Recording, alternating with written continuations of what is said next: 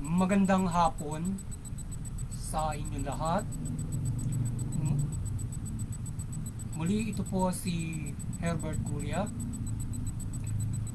author-promoter ng Human Rights Promotions. Ang boses ng Human Rights Promotions sa malayang demokrasyang ito, kaakibat ang ating pananalig sa ating banal na Panginoon Diyos, banal na Panginoon Kristo, gabayan ng kaliwan na gani banal na Santa Maria, mula sa isyong ating nakalap at magbabantay sa mabuting pamamahala, patas ng hustisya at karapatang pantao, ay hinggil sa isyu ng PBBM Seeds Food Facility assure stable supply amid global tensions. Yan. Help and support government on facing economic crisis due to Middle East war. Yan. Ang ating pamahalaan mula sa ating Pangulong Marcos ay sinisiguro na ang ating bansa ay may estableng supply ng pagkain at hindi magtataas ng presyo ng bilihin ang mga pangunahing produkto mula sa bigas at groceries at iba't ibang prime commodities na binibili para sa pang-araw-araw na pagkain. So ito yung ating tinungang issue ngayon, yung hakbangin ng ating pamahalaan facing economic crisis due to war in Middle East na apektado yung ekonomiya natin. So ito yung hakbangin na ginagawa ng ating Pangulo. Siguruhin na tayo may stable na food supply at yung presyo nito ay manatili muna doon sa dating presyo nito. Yan, at hindi bumagtaas. Yan. Ang mga pangunahing pagkain kagaya ng mga agri-foods ay may ting na kakayanin ang supply nito sa buong taon at hindi ito magtataas ng sobra o may price free sa ilang mga agri-products. So yung mga basic commodities na nabibili sa grocery, pati yung agri ba sa palengke, so hindi gaano siyang mag stable yung yung supply ng pagkain at hindi magtataas yung mga ganon. Yun po, mga ilang mga canned goods, gano'n yung bibili sa grocery, and then doon sa sa market yung agri products, so hindi rin siya magtataas ng masyado, so tama lang siya. So at stable yung food supply, tuloy-tuloy, hindi siya maapektuhan. So dahil nga naman sa hindi naman ang magiging problema for the production is yung cost na mataas dahil nga doon sa mataas yung fuel. So ginagawa ng paraan ng ating Pangulo yan. So yung ating pamahalaan ay nakikiusap ng pangunawa sa mga hakbangin ng pagresolba nangyayaring inflation ng fuel upang matimbang ang mga public transport at mga komunidad. So nakikiusap yung ating pamahalaan din naman ngayon doon sa nagbibilgang sa transport na pangunahin na tatamaan o pagtaas ng fuel, inflation ng fuel, na yung mga namamasada, so yung mga nasa transport, public sector, so pangunahin sila na magsasuffer doon sa pagtaas ng presyo. So kailangan ng hakbangin ng pamahalaan ay gusto nila taasan yung pasahe para makacope out. Ngayon ang hakbangin ng gobyerno ayudahan silang tingin 5,000, so inaangalan nila dahil mababa kung kukumpara dun sa prices. Kaya patuloy yung pagbibelga ng mga transport sector. So yung pamahalaan naman, nakikiusap sila sa hakbangin na yan na ano yung pagresolba na unawain nila para ma-resolve yung gagawin. May mga iba't ibang mga gagawin para matimbang public and commuters.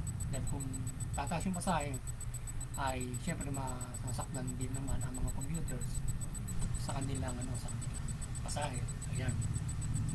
So ngayon ang Human Rights Promotions ay maring sumusuporta sa mabuting pamamahala at patas na hustisya at karapatang mga tao. Sa isyong ito ng PBBM Seeds Food Facility, assure stable supply amid global tension, and help and support government in facing economic crisis due to Middle East war. So ating hinikayat ang sambayan ng Pilipino na magtulungan at tulungan ng ating pamahalaan sa pagharap sa krisis ng ating kinaharap na pagtaas ng petrolyo sa Middle East dahil sa digmaan.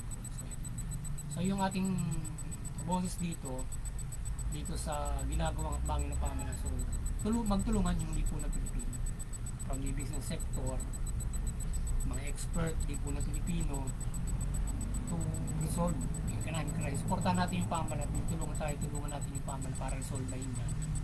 Magkaroon tayo ng mahusay na mga dialogo, mahusay na mga brainstorming to resolve yung economic impact sa atin ng pagtaas ng fuel. So, dapat magtulungan yung lipunan ng Pilipino. Halimbawa, particular yung mga businessman at yung mga kagaya ng mga nasa transport na umaangal dyan. So, ano matutulong nila para ma-resolve yan? So, kasi siyempre nahabol nila kaya nag-welga yung kanilang kita na siyempre kailangan din ng gumastos. So nalilitan sila, halimbawa parang pandemic, bibigyan na sila, ito 5,000 kahit di ka na magbiyahe. Gadaran yung 5,000, pahirapan din siyempre na pangkain mo lang yun, pero kung umuupa ka may baka bayarin, so hindi kukupa. But idadaran dun sa 5,000 ay nalilitan sila. So gusto nila yung pagtaas ng kaya lang magtulungan sila sa pamahalaan kung paano pag-resolve para hindi maapektuhan yung kita nila. At least kung hindi naman pang matagalan niya, so kahit pa paano, kahit hindi ganun kalaki ang sa dati nilang kita, at least makatulong sila doon sa mga mamamayan, kapwa natin ng mga mahirap na makapag-commit ng sa tamang presyo at makapagtrabaho. So maging maganda pa rin yung ating ekonomiya. So kaya tulong na rin ng ating public sector yung kahit hindi kalaki ang kita nila ay nakatutulong sila doon sa mga mamamayan. So mamaya natin takil yan. So ngayon, kailangan natin ng pangunawa at may pagtulungan sa pamahalaan upang ma-resolve at maibsan ang ating problemang kinaharap sa pagtaas ng presyo ng petrolyo na maapektuhan na lahat dito mula sa kita at pagkakaroon ng inflation sa lahat ng sektor. Ayun. So, dapat ay huwag munang magpanik, unawa, tapos ay makipagdialogo to resolve itong nangyayari nga. Particular yung aside from the business sector, siyempre yung mamamayan, yung mga siyempre yung mamamayan at yung mga nasa transport at etc. So dapat ay magkaroon ng magandang dialogo para pare-parehas tayo na makapag-adjust at maharap natin yung crisis na yan. Hindi pwede kaya mo yung Middle East maglalabo-labo yung mamamayan because of the economic impact. So mahirap yun. So sa ngayon ay ang ating pamahalaan ay sinisiguro na stable and ang food supply at hindi ito magtataas ng presyo for the month or sa mga ilang buwan na nakakayanin ng mga pangunahing processing at retailers at maging sa agri-products na pangunahin na kailangan ng mga tao. So at least maganda yung mga pagkain, eh makontrol nila yung presyo at yung pagtaas ng presyo at ito ay tuloy-tuloy, hindi may produksyon. So hindi apektado yung production and then yung prices. So kailangan dapat pangunahin dahil nga sa kailangan na hindi maapektuhan yun. Dahil kung lanan, mabigas. Kung tataas yung presyo ng fuel, malamang tataas din yung presyo ng bigas. And ba, sa kaliwa ng Pangulo, dapat hindi na magtaas yun. Kung gusto ng Pangulo na ma-stable yung prices and production. So dapat ay magawa niya na yung mga lahat, lalo yung mga minimum wage and below, kayang makapagbili sila ng maayos na hindi mataas yung presyo. So yung aside maliban doon sa mga mayayaman na kahit isang taong pa yung mataas, kaya nilang putukan yun kasi marami silang pera. Pero yung maasa doon sa buwan na sweldo, yun ang mabigat doon kasi kung mataas, hindi nila yung budget na kakapusin, di ba? So kaya kailangan talaga ng iba yung pagkontrol ng pamahalaan diyan sa presyo ng bilihin from the prime commodities. So sana makipagtulungan yung mga businessmen ng pamahalaan yan from the agri at yung mga basic na yan para yung mga tao hindi kakainin from the mass people na minimum wage and below para hindi sila gano'n wala kasi siyempre kung mataas yan kahit nga medyo nasa middle income pa sa medyo may bawas din sa kanilang pera para sa iba't ibang nila mga obligasyon sa buhay nila, di ba? So yun, so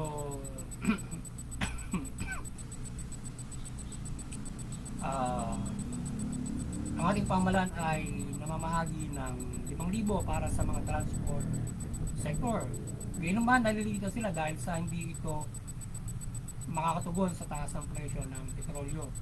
Gayun man ay alternatibo pa rin ito nagastusin sa pangbuwanan ng mga nasa transport sector kahit magtigipasada pa sila. So kahit pa paano kung pagkain lang yung 5,000 kukupapin nyo kagaya ng pandemic nakayanan nga natin lahat yun. So kahit di ka pa nga pumasada roon may 5,000 kang buwan kakain ka tapos may ayuda pa yung pamahalaan sa ano. So kahit pa paano ay syempre hindi naman nakayanan natin yung pandemic yun lalo na ngayon, diba? So kahit pa paano makakapasada pa sila, kikita pa sila doon sa kanilang pamamasada kahit mataas yun presyo ng gasolina, hindi nga lang kasing dati maaaring kalahati na lang ang kitain mo. Kung dating kumikita dahil sa taas ng presyo maaaring kalahati na lang kitain mo plus yung 5,000. So yun lang yung take home mo.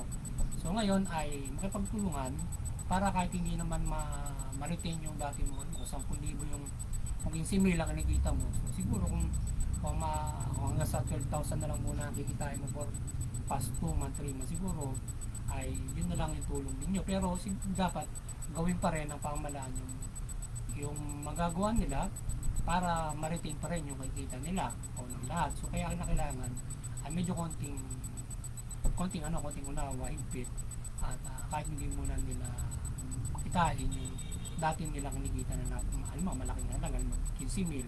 Ngayon kung kikita na lang silang 12,000 a month plus yung 5,000 na yun 7,000 dun sa kanilang pamamasada na dapat ay 15,000. So kung kikita ka na lang na 7,000 dun plus 5,000 nung ayuda, so hindi naman masama, di ba? So kaya lang ang problema for 1 month lang pa lang yung 5,000 na yun. So siguro dapat yung 1,000 ayuda na yun buwan-buwan ibigay ng ating Pangulo para makuha pa ng mga nasa transport dyan. So buwan-buwan para pandemic bibigyan sila ng ayuda na ganyan para maharap yan doon sa mga transport sector lang. So yun. So para sila ay hindi magtaas ng pasahe. Pero kung siguro kung itataas lang mamiso ay siguro po pwede na yon kung hindi naman makakasakit sa pamasahe ng mga mamamayan. Kung halimbawa kung ang dati mong pasahe 50 pesos kung madadagdagan lang ng 10 piso siguro okay rin na kung 10 piso lang maidagdag doon sa pasahe mo, huwag lang madoble, di ba? So, kaya siguro kwentahin nila kung magkano dapat yung itaas para magkagbigin yung para hindi naman siguro masaktan din yung commuter. So timplahin lang ng gobyerno, kwentahin nila kung paano ang pagtataas, di ba?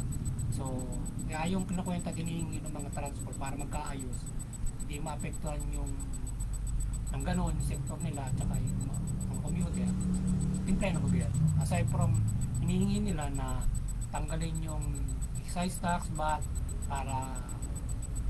para magkaroon ng yung presyo ng fuel ay hindi tumaas ng ganon or ano pang ibang hakbangin. So diba? So kaya siguro tingnan nilang pamahalaan niya kung anong gagawin. Yan. So ayan, so sa ngayon ay siyempre nagsimula na yan for this month. So siguro pagtiyagaan muna ng ating mga transport sector yung 5,000. So kung yung halimbawa ang take home nila kalahati doon sa dati nila plus na lang nila yung 5,000, diba? So ngayon para kahit pa paano konting unawa dahil lahat naman apektado, diba? So pinipilit naman ng gobyerno yung supply ng pagkain, yung presyo ng pagkain ay hindi pataas para at least kahit pa paano makakakuha ng mga mabilyon ng mga masses, lalo na yung mga walang kita, yung patsa-patsa lang, diba? So yung hindi gaano malaki kita, diba? Ayan. So tulong na rin ng transport sector yun, kahit di mo na lumating yung dating nilang kita ngayon ilang mga buwan, diba? So ngayon siyempre hindi na magtatagal yan, babalik din yan. So, tsaka makakahanap din pala dito ang ating gobyerno ng ibang supplier ng fuel para bumalik yung ating dating presyo. At saka isa pa, maraming hakbangin para para ma-resolve yan. So kinakailangan ng forum, dialogo ng mabuti to resolve paano ma-resolve yan. So yung mga expert, economic expert, magtulungan. So ating boses sa pamalaan, gawing 8,000 yung ayuda na parang ayuda sa pandemic na panggastos. Buwanan para may buhay sila. So maraming may solusyon para malampasan ang krisis na itong mula dyan sa transport sector at lahat ng sektor ng lipunan na apektado ng nasabing inflation of fuel. So ang ating bonus dyan, gawin ng gobyerno 8,000 buwan-buwan, bigyan nila ng 8,000 buwan-buwan yung mga transport sector kung gusto nilang hindi sila pagbigyan dun sa increase na pasahe na halimbawa mamiso or ilang magkano yung itataas na pasahe na maaaring sa tingin nila ipoproblemahin ng mga commuter na dadagdag na malaki, di ba? So ganoon siguro ang aking boses doon sa gobyerno at tingnan din ng ibang mga mamamayan natin kung maaaring ganun yung ibigay dun sa mga transport sector at makatulong sila patuloy na biyahe pa rin kahit na hindi naman siguro magbe-break even yung pasahe nila, siguro maaaring kalahati lang siguro ma-chop doon sa kanilang kita doon sa pagtaas ng presyo dahil nga halos doble yung itinaas ng ng crudo o ng fuel. So ngayon ay kung kalahati yung kanilang kikitain plus yung 8,000 buwan-buwan dapat ibigay, hindi minsanan lang, siguro dapat bigyan ng gawin ng gobyerno or else iba't ibang hakbangin na maaaring ng gobyerno. So hindi naman panghabang buhay itong krisis na ito at kung ating matatandaan at press pa ay nalampasan naman ng mga tao ang pandemic noon na may ayuda na pamalaan na ganyan at nakapanood, higit pasada, etc. Diba? So ating hinikahit ang mga economic expert at businessman na may malaking ambag sa ekonomiya na makatulong sa nangyayaring ito sa ating ekonomiya o kinahalong problema sa Pilipinas. So yung ating mga negosyante sana makatulong kayo dito sa kinahalong nito. Kayo yung may malaking kinikita, sana ay magawa nyo na hindi kayo magtaas lalo na doon sa food sector at doon sa mga para siyempre yung mga tao hindi mahirapang bumili ng mahal na pagkain. So yun, siyempre makakonsensya naman kayo kung gutom yung mga mamayan tapos kayo busog, di ba? Total mayayaman naman kayo, so pwede kayo mag-ipit ng konti, di ba? So kahit hindi ganun kalaki muna yung kuligitan nyo sa inyong negosyo, halimbawa 1 milyon, eh kung 700,000 na lang siguro medyo konting lang muna. Pahingin nyo na yung iba dun sa mga tao dahil nga dito sa tulong nyo sa krisis para lang yung pahingin. So dadaran, maraming magagawang gobyerno pa sa pakipagdialogo para hindi ganun maasaktan ng lahat ng mga mamamayan, business sector at ibang mga sektor. So ating boses dito sa pagtaas na ito na fuel ay subsidy ay kausapin ng pamahalaan yung mga oil companies sa bansa na nagsusupply o benta ng fuel para sa subsidy na magagawa ng pamahalaan para ang presyo ng inaangkat ay hindi magtaas ang presyo sa ating bansa. Kung kinakailangan na magsubsidy ng ilang bilyon ang pamahalaan sa oil company para hindi magtaas ang presyo ng langis o petrolyo ay siyang gawin. Yan. Para lahat makinabang ang ating panukala o mungkahi na mabigyan ng tamang presyo ng fuel or primary mga public transport ang makinabang dito at makakaabil ng kahit halimbawa 20 liters per day sa tamang presyo. Yung mga private motorist mga 10 liters per day sa tamang presyo rin. At kapag mataas na dyan, ang bibili na isa kay papatong yung mataas na presyo. So yun ang ating halimbawa, di ba nagtatanong kung ang presyo doon sa ay 10 piso ang isang barrel, nagtaas kaya ng 12. So yung i-shoulder na ng gobyerno kung paano mag-shoulder na yung taas na yun. Ibayaran ng gobyerno. Pero sa pamamagitan na halimbawa, ano ba yung cut para ma-shoulder ng gobyerno? For every transport sector, halimbawa jeep, bus, may 20 liters ka per day, aayudahan ng gobyerno yun. Kahit sa gasolina pumunta ka, may 20 liters ka per day. Kausapin na nila yung mga gasoline, yung oil companies, shoulder na ng gobyerno yan. So ngayon yung private sector, sige may 10 liters kayo per day para walang gulangan na kapag baka magpakarga ka ng sobra-sobra. So ang po pwede lang pero sasakyan o per person ay masasala nila yan eh. So mayroon kang siyempre nagbe-lisensya ka, mayroon kang rehistro. So ang mo dyan ay meron kang 10 liters per day, hindi ka makapag-uulit niyan, diba? Para mapagbigyan. So yun yung shoulder ng tamang presyo, hindi matataas. 20 to 10 liters, public and private, diba? Siguro kaya ng gobyerno yan eh. Kung halimbawa kung yung sa example na 10 doon sa naangkat mo ay tumaas ng 2, yung 2 pwedeng shoulder ng gobyerno na kung mataas halimbawa, hindi kayang shoulder ng gobyerno yung 2 at dahil nga sa bulk of halimbawa ginagamit ng gasolina daily. So yun ang ibigang gawin, bigyan ng cut yung pwedeng pagbibigay sa public transport may 20 liters ka per day at price freeze. Pwede mo bilhin yan halimbawa at the same 10 pesos, hindi siya ipapato sa iyo yung 2.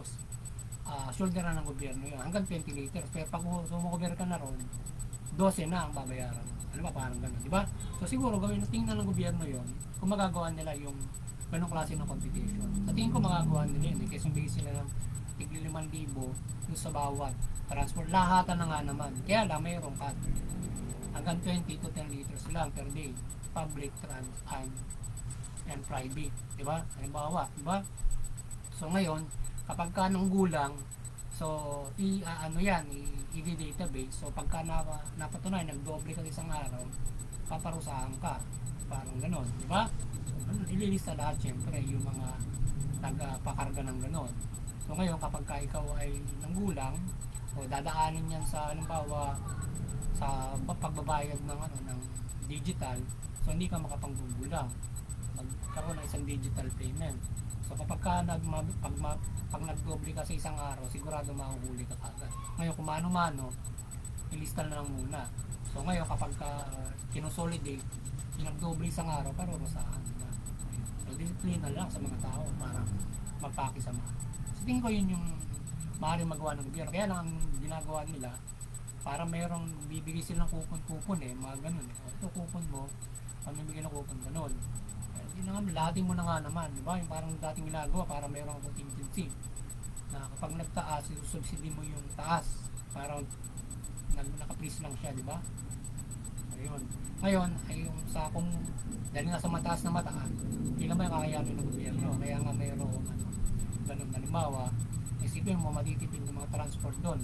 Kung halimbawa bibigyan mo siya ng malaki matitipid ng transport doon kung may 20 liters a day na ibibigay sa iyo at the same price, yung dati pa rin yung walang dagdag, sasagutin ng gobyerno. Kaya kapag aangkat ka ng lampas na 20 liters or 10 liters doon sa private, babayad ka na doon sa itinaas dati, di ba? Siguro tingin ko magandang yun, yung aking naisip na yun na mungkahi sa ating gobyerno. Pero siguro hindi kayo matalino para alamin yung mga pag-subsidy at pag-resolve niya. So yun, bilang isang nagpo-promote ng human, yung ating habot ng kaisipan para makapag-switch sa ating bumuhay natin sa pamanan. So yan. So dalang natin ang gabay ng ating Panginoon Diyos at Panginoong Heso Kristo na ma-resolve ba ng ating pamalaan at mamayan ang kinaharap nito at matigil na ang digmaan sa Middle East. Yan. So maliwanagan naman sa hindi naman magkagulo dahil sa hindi pagkakaunawaan sa pagresolba ng krisis na ito. Sana gabayan tayo ng Panginoon Diyos, maharap namin ito na maayos at hindi rin tayo yung Pilipinas ay maging magulo dahil lang dyan sa krisis na yan because of the impact tayo naman ay yung impact ng sa ekonomiya ay mag-aaway-away naman yung mga Pilipino. So sana ay magunawaan, panatilihin yung kapayapaan ng mga Pilipino at magkaroon ng mas mahusay ng mga dialogo para at syempre wag daanin sa init ng ulo ng ating transport o sektor sa pagresolba ng problem, tulungan. So pwedeng magtipid ng konti siguro hanggat hindi naman siguro habang buhay yan, bababa rin yan. So kahit pa paano makatulong kayo sa mga commuters para sa inyong pag-transport. Hindi nyo man kitain yung dating kinikita nyo, halimbawa 15,000, kung 12,000 na lang, siguro adjust muna parang ano. Kasi gusto nyo, syempre kahit naman sino, hindi mababawasan yung kita mo. May problema nga tayo, kaya kinakailangan ay mag-unawaan para hindi matapis masyado yung kita mo dito sa problema ito, diba? So muli, paliwanagan ng ating banal na Panginoon Diyos, Panginoon Kristo, Banal na Espiritu Santo, mula sa Banal na Santa Maria, sa Sambayan ng Pilipino, yung pamalaan, mula pamalaan at mamayang Pilipino, yung pamalaan, mamahalan ng mabuti, matuwid, tugunin yung karapatan ng tao, patas na hustisya, iwasan yung pang-abuso, korupsyon. Yung mamamayan, sumunod sa pamahalaan, iwasan yung paglabag sa batas,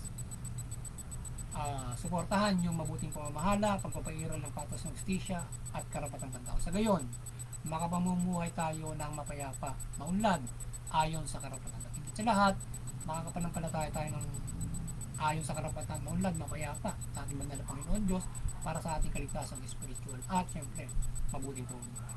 So yun, muli magandang hapon sa inyo lahat. Sana nakapagsaboses naman ang Human Rights Promotion sa lingkong ito. Hinggil dito sa isyong ito na ng hakbangin ng ating pamahalaan hinggil doon sa ating ekonomiya at pagsusubosin natin ang pagtutulungan ng lahat ng sektor sa pagharap nitong crisis na ito na tayo ay may mapayapang pagharap at hindi nagkakagulo. So magandang hapon sa inyo lahat at God bless you.